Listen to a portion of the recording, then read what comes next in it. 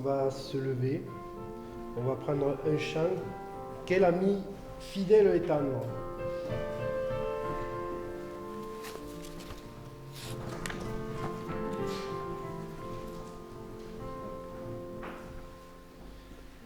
Quel ami fidèle et tendre, nous avons Jésus-Christ, toujours prêt à nous entendre, à répondre à notre cri. Il connaît nos défaillances, nos chutes de chaque jour.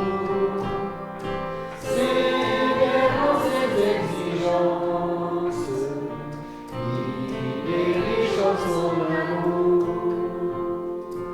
Quel ami fidèle et tendre, nous avons en Jésus-Christ, toujours prêt à nous comprendre quand nous sommes en souci.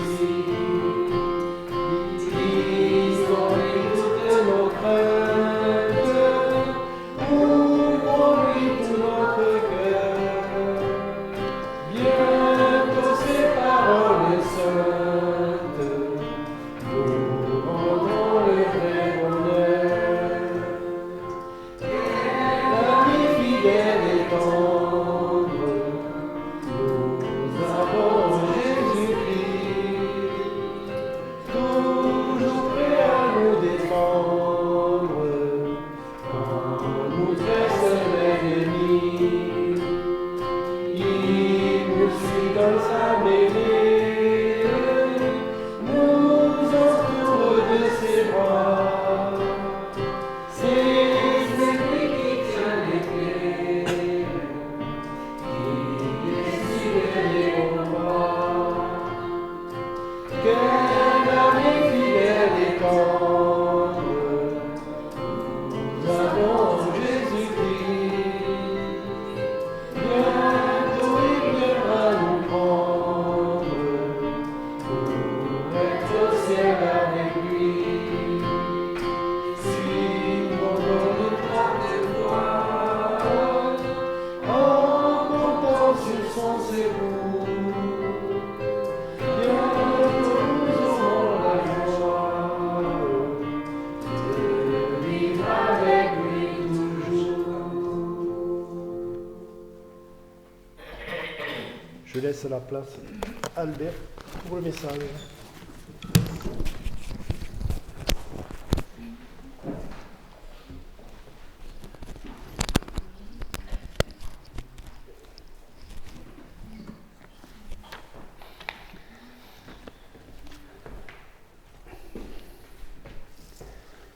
Ça va en ce dernier jour de 2023? Vivement en 2024? On ne sait pas ce que Dieu nous réserve, mais Dieu nous réserve quelque chose. C'est déjà ce qu'il faut savoir. Vous avez donné quelques exemples tout à l'heure, vous avez donné quelques passages que nous avons lus, que vous avez proposés. Et c'est vrai que peut-être que pour terminer cette année et commencer l'autre surtout, on a tous besoin, qu'on soit croyant ou pas, on a tous besoin d'assurance. Savoir ce qui nous attend, à quel moment ça va nous attendre. Et certains, pour savoir ce qui les attend, qu'est-ce qu'ils ont peut-être commencé à faire selon vous? À regarder leur horoscope. Je vais voir ce que 2024 me réserve. Alors, si vous avez un bon horoscope, vous serez content. Si vous n'avez pas un bon horoscope, vous serez malheureux durant toute l'année 2024. Ok? Donc, vaut mieux s'appuyer avec assurance sur celui qui connaît l'avenir que sur ce qui est marqué sur un journal. Ok? En tout cas, il y en a qui vont lire leur horoscope, savoir ce que la nouvelle année leur réserve, et qui vont très certainement être résignés. On verra bien. ça ne peut pas être pire que 2023. Ou alors, il y en a qui vont se dire, j'espère que ce sera mieux que 2023. Ou il y en a peut-être qui diront, j'espère que ce sera comme 2023, que des bonnes choses. Est-ce que vous avez reçu de bonnes choses en 2023, vous? Alors quoi, par exemple? La santé,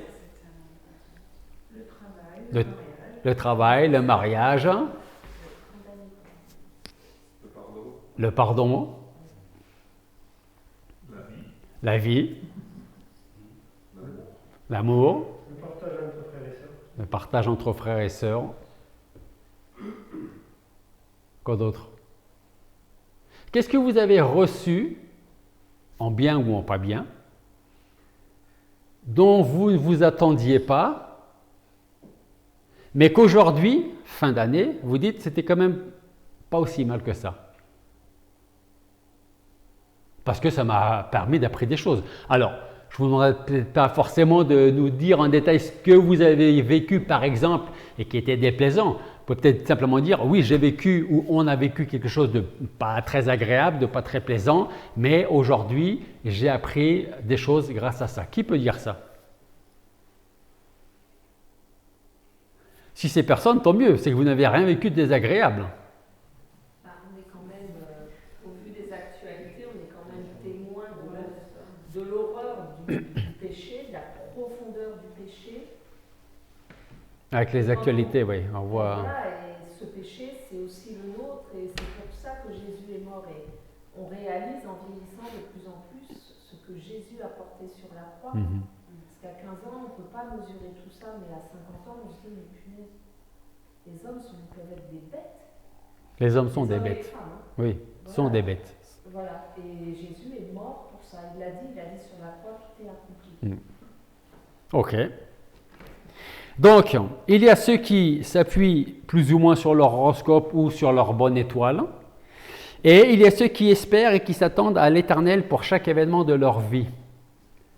S'il y a, alors, en principe, je ne vais pas le mentionner dans mon texte là, dans ma prédication, mais s'il y a un verset qu'il faut bien se rappeler, un passage qu'il faut bien se rappeler pour 2023 et surtout pour 2024, c'est le psaume 139.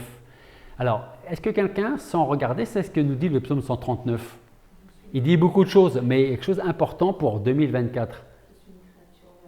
Voilà, je suis une créature merveilleuse de Dieu, et tous les jours qui me sont réservés sont inscrits dans ton livre.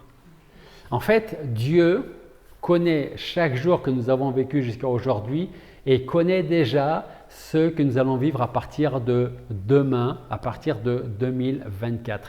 Ça veut dire quoi? Ça veut dire que comme David, nous pouvons dire on peut être en pleine confiance.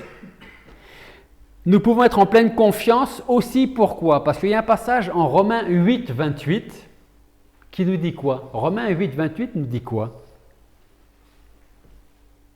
Je suis sûr que vous connaissez ce verset, même sans le regarder. Car nous savons aussi que toute chose concourt au bien de ceux qui aiment Dieu, de ceux qui sont appelés selon son dessein. Et il y a aussi, et je vous invite à regarder Hébreux chapitre 4, verset 16.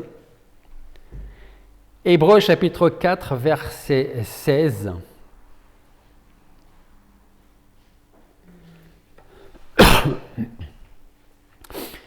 Qui nous dit « Allons donc avec confiance au trône de la grâce, afin d'obtenir miséricorde et de trouver grâce pour être secouru dans le temps convenable. » Afin de trouver grâce.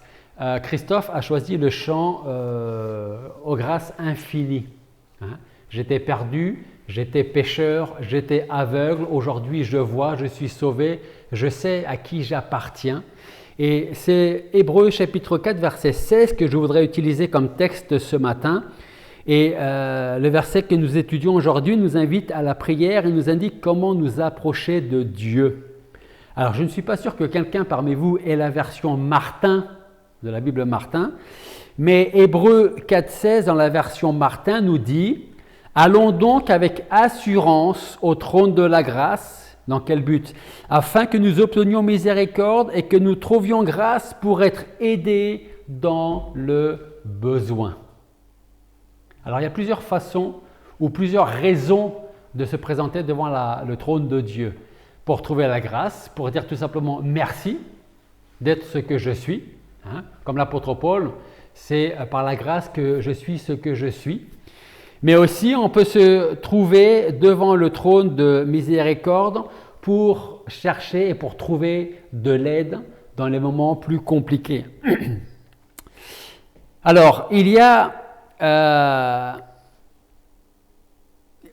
c'est vous qui allez me le dire. Quelles sont les raisons de s'approcher de Dieu par la prière?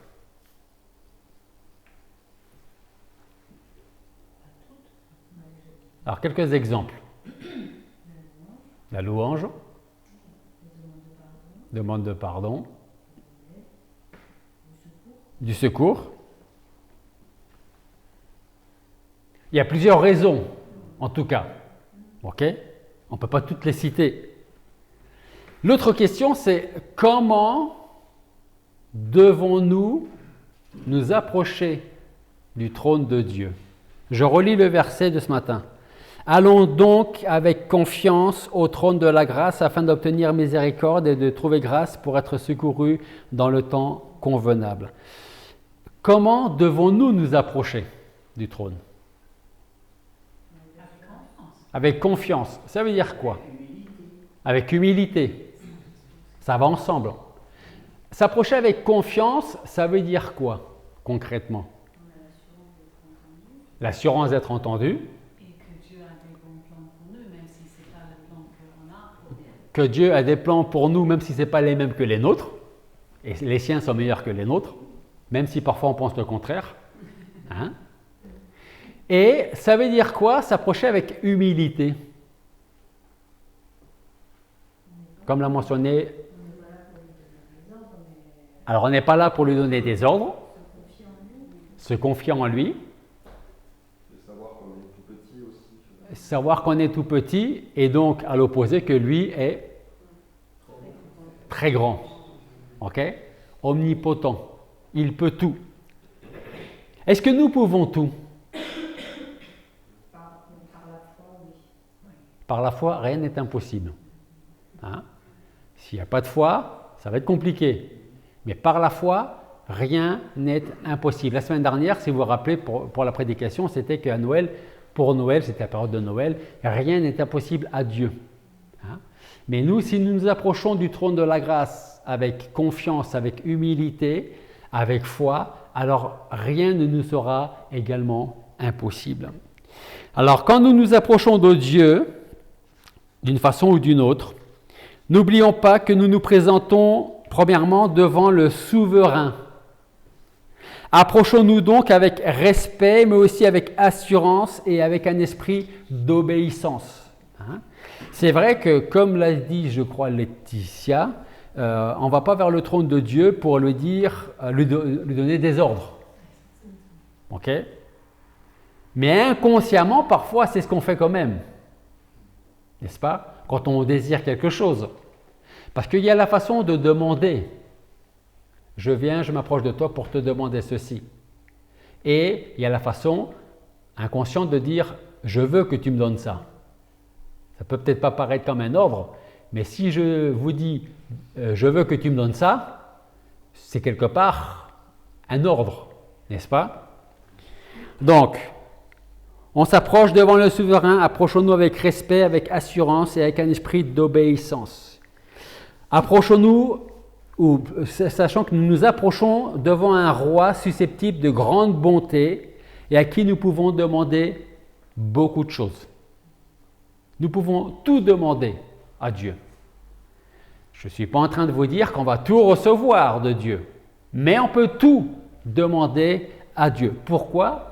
Comme on l'a vu la semaine dernière, parce que rien n'est impossible à Dieu. Le troisième point, c'est qu'on s'approche d'un roi qui siège sur le trône de la grâce dans le but de répandre sa grâce dans nos cœurs. Dans le but de répandre sa grâce dans nos cœurs. Ça veut dire aussi qu'il n'est pas obligé de le faire. Hein? Parce que il y a la façon de s'approcher de Dieu. Les raisons de s'approcher de Dieu. ce qu'on a au fond du cœur, ce qu'on aimerait, ce qu'on désirerait. Mais si nous ne sommes pas fidèles à ce qu'il nous demande d'être, ça va être compliqué pour nous d'avoir sa grâce qui coule dans notre cœur, n'est-ce pas? On s'approche d'un roi qui tire sa gloire dans des prières qui montent vers son trône. Souvent, on peut se poser la question, si Dieu sait déjà toutes choses, est-ce que vous pensez que Dieu sait toutes choses? Est-ce qu'avant que vous lui demandiez quelque chose, Dieu sait déjà ce que vous allez lui demander? Alors, vous avez déjà posé la question de savoir, si Dieu sait déjà ce que je vais lui demander, pourquoi est-ce que je lui demande? Parce que ça nous fait du bien, dans le sens où on se plie à la volonté de Dieu, on se soumet à la volonté de Dieu, et lui, il en tire en même temps toute la gloire, parce que nous nous approchons de celui qui est capable, s'il le veut, et non pas s'il le peut, mais s'il le veut, de nous donner ce que notre cœur désire. Et je le dis souvent, alors c'est rentré dans notre façon de prier. Mais dans notre façon de prier, quand on demande quelque chose au Seigneur, généralement 9 fois sur 10, qu'est-ce qu'on dit? Par exemple, quelque chose de très bateau, demain on a un repas fraternel à l'église par exemple, ou à la campagne, et on veut prier pour qu'il fasse beau. Ok? Très concrètement, 9 fois sur 10, comment on va commencer, comment on va finir notre prière? Voilà, Dieu, je te prie pour que demain il puisse faire beau. Autrement dit, Seigneur, est-ce que tu es capable demain de nous donner du beau temps? Ou alors il y a l'autre façon. Seigneur, je te prie pour que demain il fasse beau. Parce que pour toi, rien n'est impossible. Alors, Dieu connaît les cœurs, Dieu sait comment il lit dans notre cœur plutôt que ce qui sort de notre bouche souvent. D'accord? Il connaît les pensées de notre cœur. Mais ça peut paraître tout bête, mais quand nous prions, ne dites pas « Seigneur, je voudrais te prier pour que tu puisses ». Parce que si je dis « pour que tu puisses », ça veut dire que peut-être il est capable de ne pas le faire. Parce qu'il est, c'est compliqué pour lui. Vous voyez ce que je veux dire? Seigneur, je te prie pour que tu fasses, que ta volonté soit faite. Ok? C'est juste une petite parenthèse. L'autre point, c'est qu'on s'approche d'un roi qui garde sa dignité de souverain tout en écoutant nos prières. C'est-à-dire qu'il est le roi des rois, on l'a chanté. Il est le roi souverain, le Dieu souverain. Il n'est pas obligé d'écouter nos prières. Que nos prières soient des demandes ou des remerciements. Il n'est pas obligé. Et pourtant, ça me fait penser à ce chant « Né de la poussière ». Vous connaissez vous vous rappelez de ce chant? La deuxième strophe. Un roi qui s'incline devant ses sujets, ça n'existe pas. Un roi qui pardonne. Ça, c'est notre Dieu, c'est notre roi. C'est donc devant le trône de ce grand Dieu que chacun est invité à se présenter en cette fin d'année et en la nouvelle année qui commence. Et le verset nous dit « Allons donc avec confiance au trône de la grâce ». C'est une exhortation. « Allons donc ». C'est une invitation qui nous est adressée ici. Et on ne devrait pas rester indifférent à cet appel. Parfois, on peut se dire « J'ai tellement demandé de choses à Dieu que je vais le laisser tranquille. » Ou « Je ne peux pas lui demander ça en plus, tellement je lui ai déjà demandé de choses. » On peut tout demander. Je rappelle, ce n'est pas pour ça qu'on va recevoir tout de suite et vraiment ce qu'on demande. Mais on peut tout demander à Dieu. On ne le dérange pas. On ne le gêne pas. Sinon, on ne trouverait pas ce verset d'Hébreux dans la Bible, de s'approcher à n'importe quel moment avec confiance du trône. Allons donc avec confiance au trône de la grâce. Janine a dit s'approcher avec humilité. Avec humilité, ça veut dire sans insolence ni orgueil, parce que nous sommes en présence, ne pas oublier, d'un roi qui n'a d'ordre à recevoir de personne. Il n'a de compte à rendre à personne. Et cependant, nous pouvons nous approcher de lui avec assurance parce que nous pouvons nous trouver devant son trône, ce trône de la grâce. Mais posons-nous donc la question de savoir ce que veut nous dire l'auteur d'Hébreux quand il dit « s'approcher avec assurance ». S'approcher avec assurance, c'est s'approcher constamment et en tout temps, à n'importe quel moment de la journée ou de la nuit, sans aucune crainte ni contrainte. Parce que si on s'approche du trône de grâce avec contrainte, on ne va pas bien s'approcher. Hein? Et je n'ai pas besoin de vous dire que quand nous sommes obligés de faire quelque chose qu'on n'a pas envie de faire, on va le faire, mais ce sera jamais aussi bien fait que quelque chose qu'on a envie de faire et qui est agréable pour nous. C'est aussi s'approcher librement, sans employer des mots magiques ou des mots compliqués. C'est être rempli d'espérance tout en étant certain d'être entendu. C'est enfin s'approcher avec ferveur.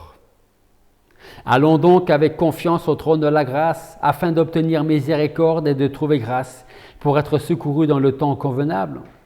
Pourquoi faut-il s'approcher du trône de Dieu? Non pour prononcer de belles paroles, mais pour obtenir la bénédiction, pour être en présence de Dieu.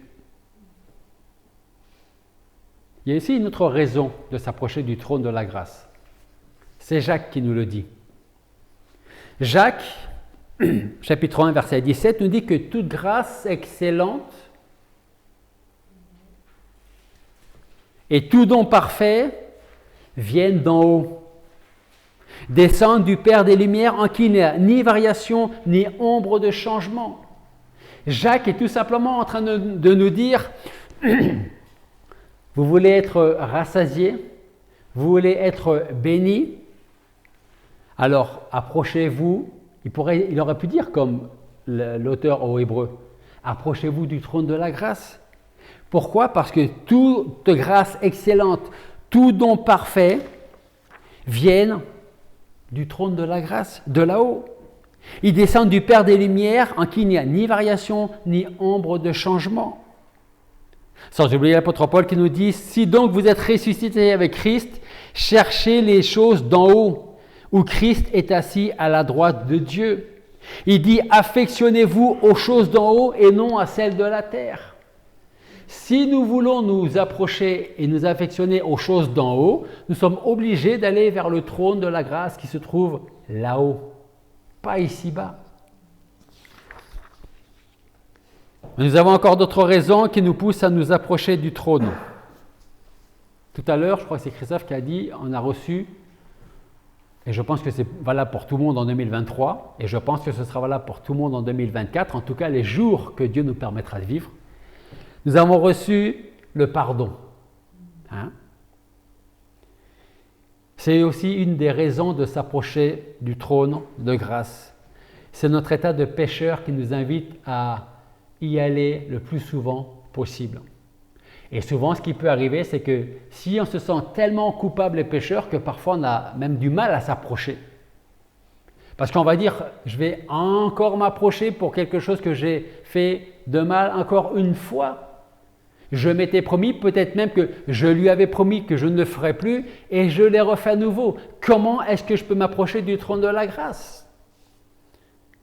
C'est notre état de pécheur qui plus que nous invite, nous pousse à aller vers le Dieu de grâce. Est-ce que vous savez combien il y a de promesses dans la Bible? À peu près. Je vous aide, il y en a un peu plus que 1000. Et un peu moins de 1300. Un peu plus que 1250. Et un peu moins que 1270. Ça vous donne? Il y a environ 1260 promesses dans les Écritures. C'est vrai, il y a des promesses qui sont que pour le peuple d'Israël. Il y a des promesses qui sont pour tous les chrétiens. Pour Israël, mais aussi pour nous aujourd'hui. Est-ce que quelqu'un peut lire Ésaïe chapitre 55, versets 10 et 11? Ésaïe chapitre 55, versets 10 et 11.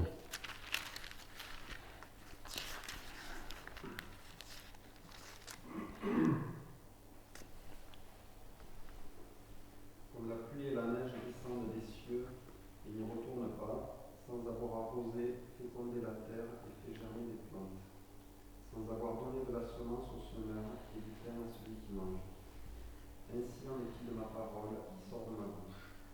Elle ne retourne point vers moi sans effet, sans avoir exécuté ma volonté et accompli mes desseins. Merci Christophe. 1260 promesses.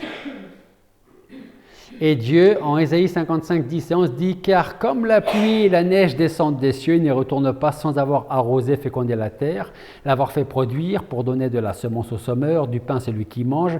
Ainsi en est-il de ma parole qui sort de ma bouche. » J'ai presque envie de dire « Ainsi en est-il de mes promesses qui sortent de ma bouche. Elles ne retournent pas à moi sans effet, sans avoir fait ce que j'ai voulu et accompli l'œuvre pour laquelle je l'ai envoyé. » Voilà donc une autre grande raison de nous approcher avec confiance du trône de Dieu. N'oublions pas non plus que Dieu nous a donné son Fils, alors nous refusera-t-il quelque chose? Par contre, faisons attention. Le Seigneur lui-même nous met en garde contre les... Comment je pourrais appeler ça? Comment on pourrait appeler ça? Contre les prières, récitations. Hein? Où on demande toujours, ou c'est pas où on demande. Quand on dit toujours les mêmes paroles. Hein? Le Seigneur nous met en garde contre ça. Ne soyez pas comme ceux qui prononcent de vaines paroles, qui toujours à répéter les mêmes choses. Ça, on l'entend, c'est pas pour juger, c'est pas pour critiquer, on l'entend souvent l'Église catholique, le Notre Père et c'est pas l'Ave Maria, c'est le Je vous salue Marie. Si à l'occasion vous écoutez Radio Présence, enfin c'était comme ça à l'époque en tout cas, à une certaine heure dans l'après-midi, il y a un prêtre qui est là et qui récite il lit pas hein, la parole de Dieu, il récite des liturgies. Okay? Et à un moment donné, il commence à « Je te salue Marie », je ne connais pas la suite, hein, et puis vous avez tout le monde derrière qui répète. Mais tout le monde répète 10, 12, 15 fois la même chose. Alors déjà, on ne s'adresse pas à Dieu, déjà pour commencer, hein, mais c'est toujours les mêmes paroles, des paroles vaines. Comme si Dieu allait dire « Bon, ok, maintenant je t'ai assez entendu, je vais te donner ce que tu veux. Hein. Tu me casses la tête avec tes paroles répétitives. » Non, Dieu n'est pas comme ça. Mais nous pouvons être comme ça, à répéter toujours les mêmes choses. Donc, quand on s'approche de lui, ne nous approchons pas de lui avec cette attitude-là. Mais on peut demander des choses incessamment, il y a la parole des juges. Tout à fait. On peut s'approcher du Seigneur pour demander, quand on a nos requêtes de prière, la réunion de prière, par exemple le mercredi soir, ou à l'église quand on prie, ou quand on prie à la maison, on peut prier pour un sujet bien particulier jusqu'à ce que la volonté de Dieu se fasse. Qu'elle réponde oui à notre demande, ou oui mais plus tard, ou non. Et une fois qu'on sait la volonté de Dieu, c'est terminé. Hein? On passe à autre chose. Okay? Bien sûr qu'il ne faut pas prier une fois pour quelque chose et dire « bon, j'ai prié, maintenant on va passer à autre chose ». Non, on a besoin de prier par la foi pour une requête particulière, par exemple. Donc, comme je disais, Dieu nous a donné son Fils, comment pourra-t-il nous refuser quelque chose quand on lui demande par la foi et selon sa volonté? Et c'est peut-être là la raison majeure de notre assurance en Jésus-Christ. Il a été livré sur la croix pour nous. Il est ressuscité et sa justice nous justifie. Aujourd'hui, il est monté au ciel et il intercède en notre faveur. Lui aussi nous écoutera car il est plein de bonté, de sollicitude, de tendresse à notre égard.